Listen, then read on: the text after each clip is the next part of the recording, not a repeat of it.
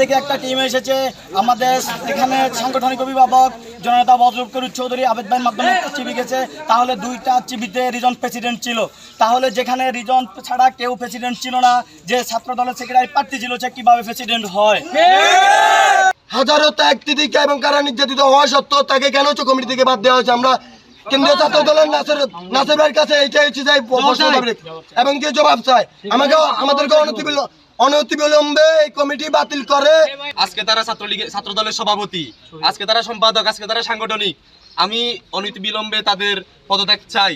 দীর্ঘদিন আমাদের এই পরিশ্রম আমরা চেনে বিথা যাবে। তারেক রহমান বলেছিলেন মিছিলের শেষ প্রান্তে যে ছেলেটা ছিল সেও দলের পরিচয় পাবে। তাহলে আমাদের পরিচয়টা কোথায়? আমরা তো প্রথম সারিতে ছিলাম। এই ঈদে জামা জুতো অ্যাক্সেসরিজের ডিসকাউন্ট।